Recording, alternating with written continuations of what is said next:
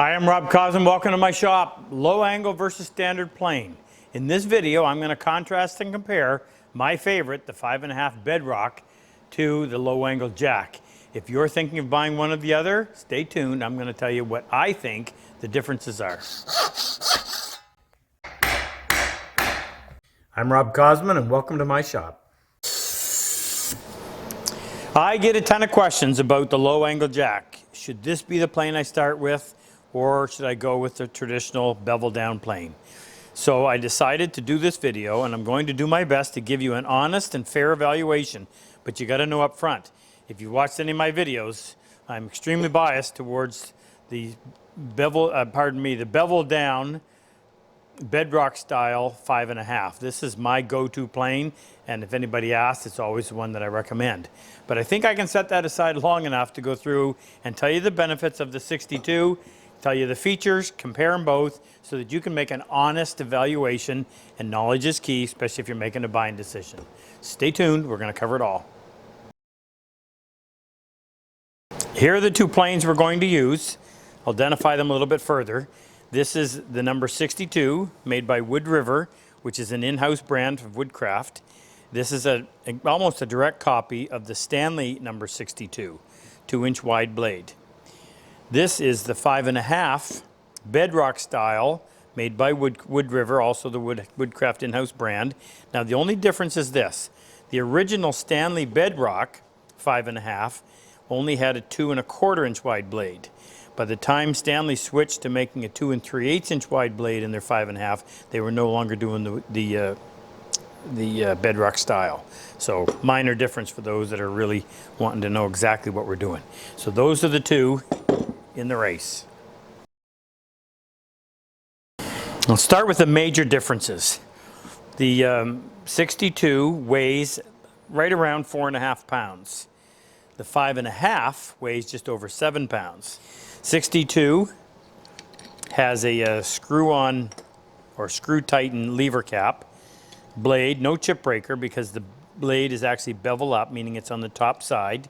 That blade measures about 1/8 inch. It doesn't have a traditional frog. Instead, it has a frog surface, we'll call it, that is 12 degrees. So if you're trying to factor in the angle that you're planing wood, if you just polish your primary bevel and leave it at the 25, then you take the 12-degree bedding angle, add the 25-degree primary bevel, and you're planing at 37 degrees. The advance and retract mechanism is just operated off of this adjuster knob. There's two little teeth right there that engage the slots in the back, and there are multiple slots to account for blade wear over the years. Probably the best feature of the 62 is the way that you open and close the throat. You loosen the front knob, and this lever slides that toe plate forward and back so that you can get in there and close that throat down. And in case you don't understand why that is a function that you want, if you check out the video down in the description down below where we talk about adjusting the frog to control tear out. And just to tell you really quick, as you get that part of the plane right here closer and closer to the blade edge, it puts pressure on the wood fiber and prevents it from lifting up and tearing in circumstances where the grain is reverse direction on you. Now the rear tote or rear handle is designed for a full 4-finger grip. That's a little bit different on a standard bench plane, and some like that. Certainly it accommodates a large hand. The blade is 2 inches wide, as I mentioned, so that's going to make for a narrower plane, which is the reason why it's considerably lighter. Now, if we look at the 5.5, as I mentioned, oh, by the way, Stanley made that for approximately 50 years, first half of the 20th century, give or take a few years. They made the 5.5, the 2 1/4 version, meaning the blade being 2 1/4, was made for approximately the same amount of time, again, give or take a little. On the standard bench plane, you have a lever cap. Nice thing about that, by the way, when you put it back into position, it always goes back to that same amount of tension. Whereas on the screw type, it's up to you to get it exactly the same if you are worried about it. The blade has a chip breaker. The bevel is on the bottom side, so it doesn't matter what angle you grind down here, that does not change the angle of attack. And while we're talking about that, if the frog is 45 degrees, then that is the angle that you're actually planing the wood. As long as you don't exceed 45 degrees underneath here, the angle of the primary bevel doesn't matter. Now, in this case, you have a bedrock style frog. That means that you access the frog from these two screws in the back side. They're called frog retaining screws. And as you loosen them slightly, you can use that center screw to move the entire apparatus. And when I say apparatus, I mean the frog, the blade and chip breaker in place, the lever cap on, and now that whole chunk can move, and you can close or open your throat according to whatever it is that you're going to need. And when it's where you want it, you simply tighten up the two outside frog retaining screws and you're back in business. So while this one is a little bit quicker, the amount it takes to adjust this one is not much of a difference, certainly what I would not call a game changer. The rear toed or rear handle on the 5.5 is designed for a 3-finger grip. I keep my index finger, I actually tuck mine underneath here, but you can lay it on the side as well. And that's over 7 pounds. That's one of the reasons, as I mentioned, that I really like this plane. So those are the what we might call the major differences. Now we're actually going to get into using them, and I'm going to show you how they perform, and that'll even help you further make your decision on which plane you want to start with. We'll start the comparison by planing a piece of maple. Now this is a rather gnarly piece. There's a little bit of grain twisting around here. There's a knot there. More or less a piece of junk, but it'll really tax it. And I'm going to start with the 62. I need to get the blade set. And by the way, there's no lateral adjustment on this plane, so you've got to tap the iron one way or the other. Whereas on my 5.5, there's a lateral adjustment lever, which I think makes that a lot easier. So I'm sighting down the sole. Got a light colored background, makes it easier to see. I can see more blade on the left side than I can on the right. So I'm going to tap that blade over. What I want is to get it parallel to the sole so that my shaving is uniform thickness across its width, and I don't throw that edge out of square by taking more off of one side than the other. Now, once I get the blade what appears to be parallel, I'm going to retract it all the way so I can start planing without any exposure, and then I'll just sneak up on it. Now I've got the lever cap somewhat loose so that it makes it easy to do this adjustment.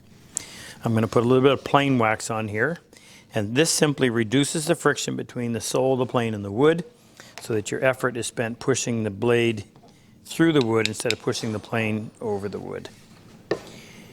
So we'll start it off, and I'll just spin that a little bit until I engage. Watch to see where the first bit of shaving comes out. Now I like to be able to do this on the fly, and this is not the easiest. Another comparison. I've got a little bit of shaving on the right side, so I'm going to tap it a little bit to the left. A little more blade. A little more blade, another tap. That might have been too much.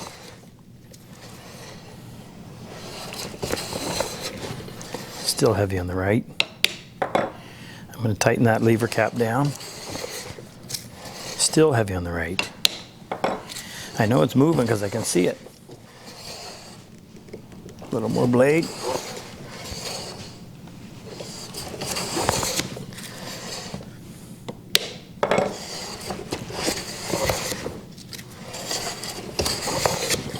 One of the things that I notice in using this plane is it does not have the same feel.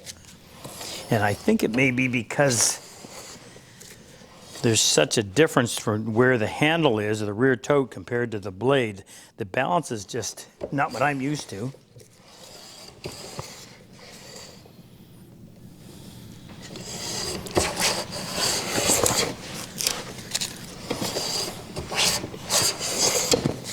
Now, in fairness, this blade has been sharpened to the same level as the one in the 5.5. Use a 16,000 grit stone. And I'm going to stop right there. I struggle with that plane. Now let's compare the 5.5. A little bit of wax. Spin that adjuster knob until the blade comes up. Now I'm high on the left side, so I'm going to take my lateral adjustment lever, and I don't push. What I do is pinch My index finger is pushing on the side of the blade. My thumb is pushing against the lateral adjustment lever, and I find that that gives me a lot more control. Now that I see the blade, I'm going to retract it until I don't see any blade. And as I'm planing, I will start spinning the adjuster knob. Watch to see where the first bit of shaving comes out, which is a little bit on the right, a little more on the right, I should say. Now remember, both of these planes were sharpened to the same level. This is, maybe it's just my familiarity, I don't know, but this is so much more comfortable.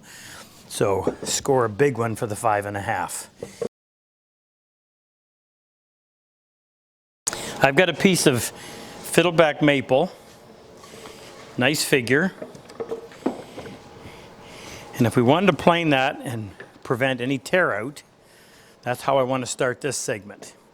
So from freshly sharpened, I'm going to go through, I'm going to load the blade, adjust the throat, show you how we do it with both planes. So I've just put a new edge on this. We've got these little pieces on the adjuster knob that we have to engage in these slots in the back of the blade, and the multiple slots are there so that it'll compensate for blade wear. So when you put this in, you want to be careful not to bump anything.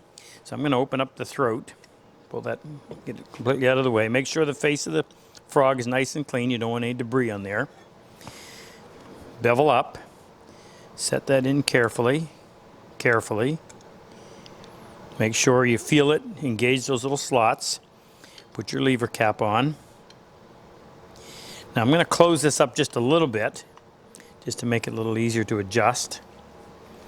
Get my piece of paper, bring my blade out. By the way, that adjuster knob spins clockwise as you stand behind the plane in order to advance. Okay, there it is. Tighten that up a little bit. Now remember, we don't have a lateral adjustment lever, so we need either to tap it with a hammer, which I find is a heck of a lot easier than trying to do it by hand. That looks close. Now I want to pull that blade back so that it disappears. And when I get it really close, in other words, almost ready to disappear, now I'm going to go in, loosen the front knob, and again with a light colored background, just makes it easier. I'm going to close that throat down until I just barely see light. Lock that knob. Little wax.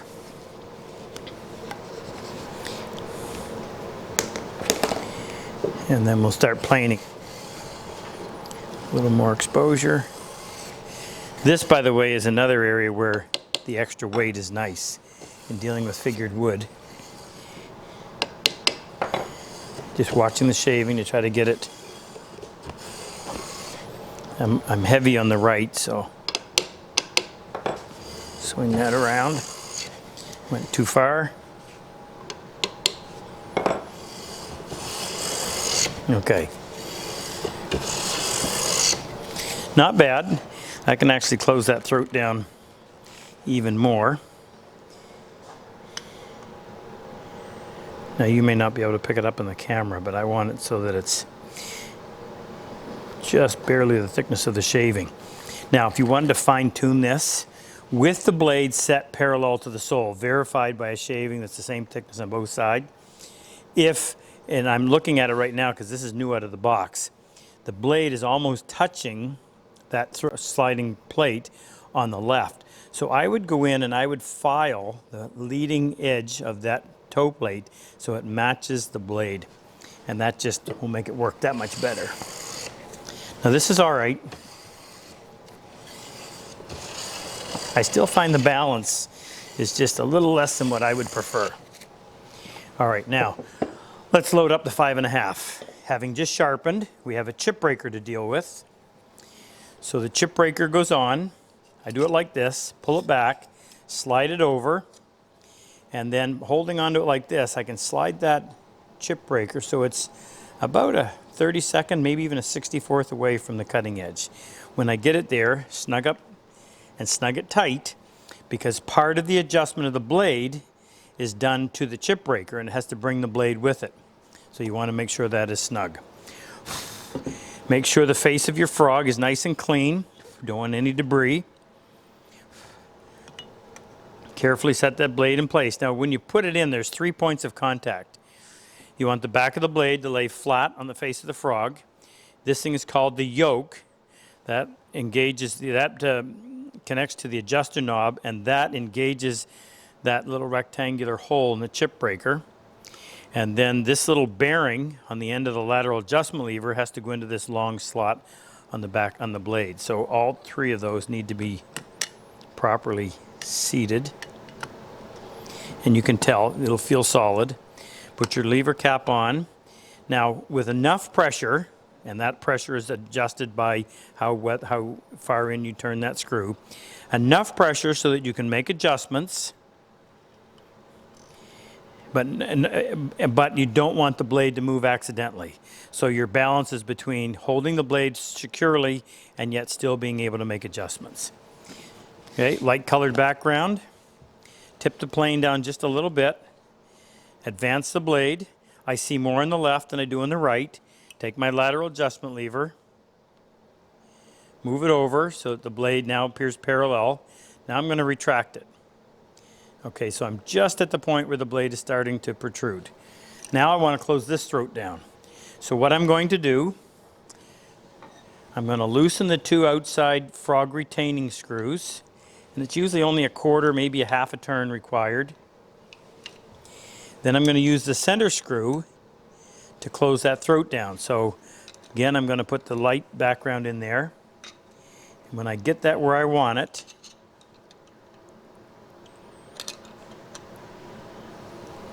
it's sometimes hard to get at because the adjuster knob is in the way. So oftentimes I'll use a much smaller screwdriver to make it a little bit easier. But I can do it with this one. Okay, now when I get that where I want it, I tighten up the 2 outside frog retaining screws. Now you have to remember this. The frog sits on a ramped surface. I'll take this apart at some point and show you. So if you advance the frog, the blade is actually going to project. So before you start, you're going to turn this over and pull that blade back in a little bit. So we're not starting with the blade out any amount. A little bit of wax to reduce the friction. And then start planing. Actually, I didn't have it all the way in. I'm heavy on the right, so I'll move the lateral adjustment lever to the right. Still a little heavy on the right. Now start to advance.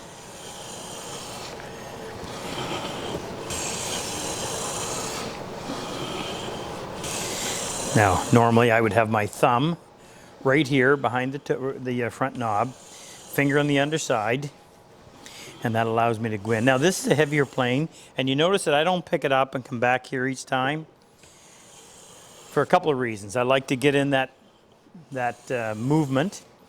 If you pick it up, you got to be careful, because if you accidentally bump it or jar it, you may change the setting of that blade. So instead of risking that, I simply pull it back. It doesn't bother the blade, and away you go. Now with that throat down tight and a nice sharp blade, that surface is flawless. Now I got to hand it to the 5.5 on that test. This is the big test for me, how it performs on the shooting board.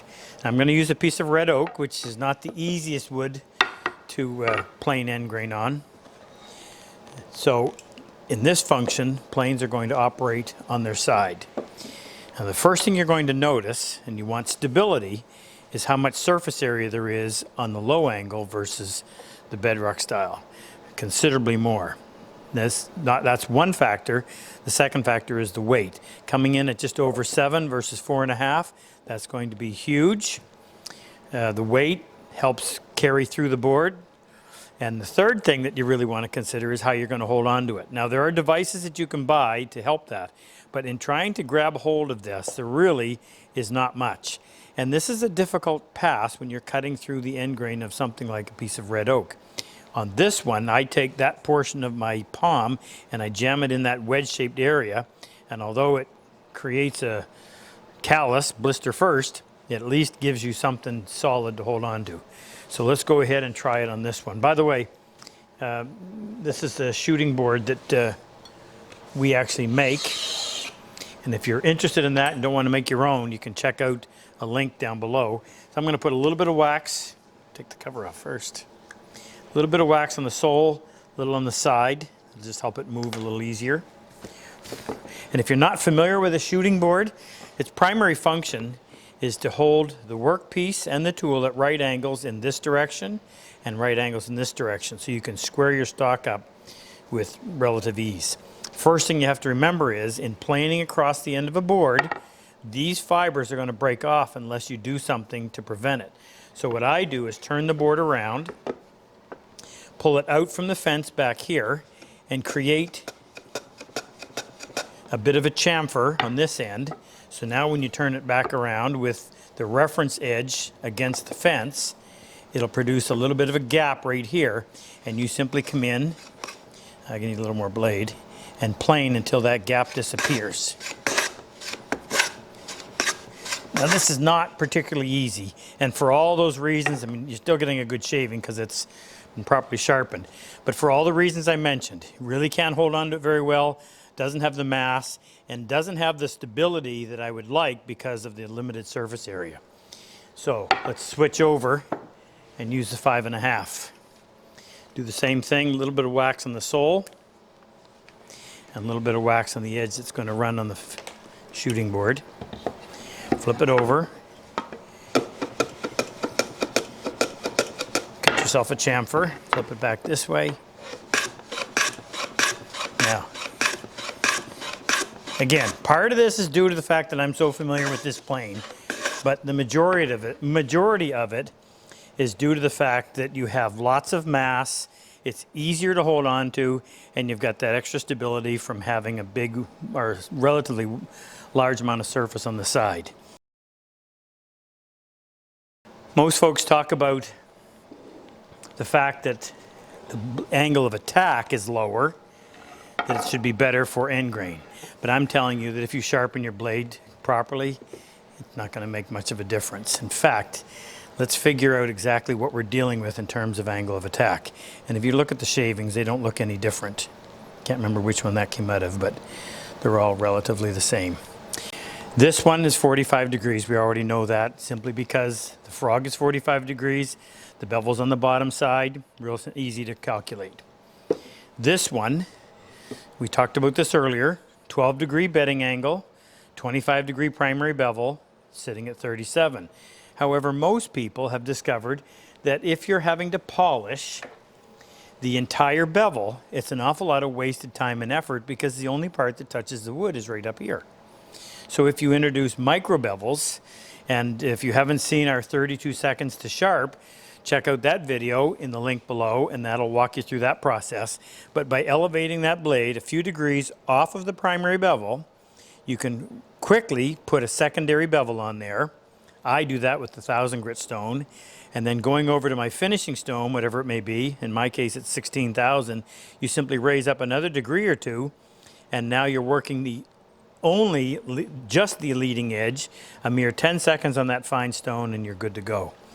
Now, if you calculate what I just said, you've got your primary bevel at 25, you've added 2 or 3 degrees on the secondary, and another couple on the tertiary. So if it's 4 degrees, that means you're now planing at 41 degrees as opposed to 45.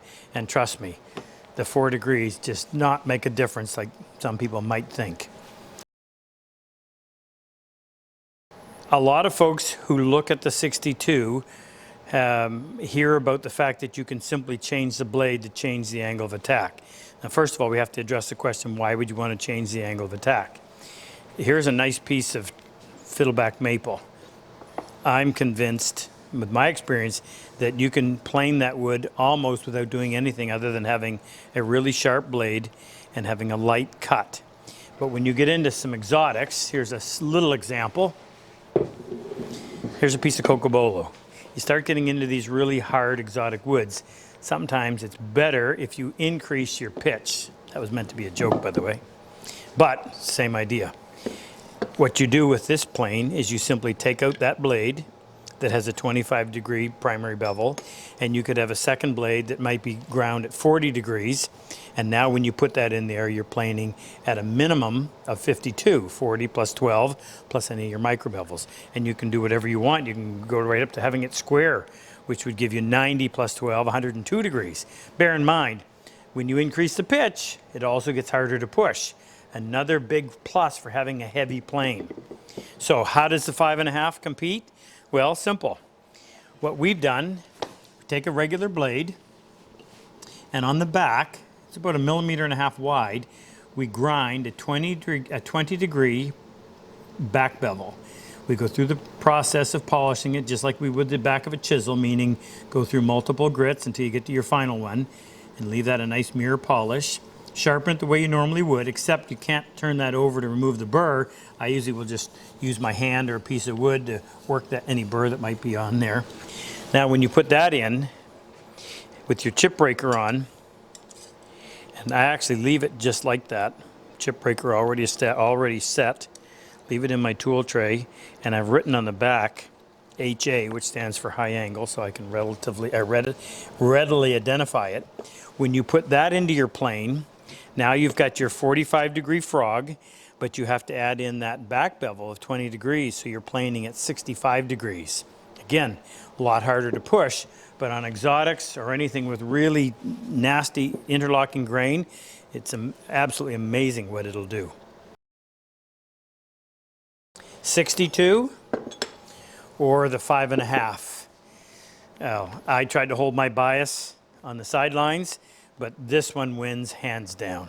I can't think of any reason why I would ever choose a 62 over the 5.5. You have to make your own mind up. I'd love to hear your feedback. If there's something I've forgotten, please leave that in the comment section and we'll address it on a future video. But try them both, and I think you'd be convinced the Bedrock style 5.5 wins hands down. Hope this has been beneficial. Hope we've given you the information to think about so you make that informed decision, because that's what it's all about. Enjoy your woodworking. See you again soon.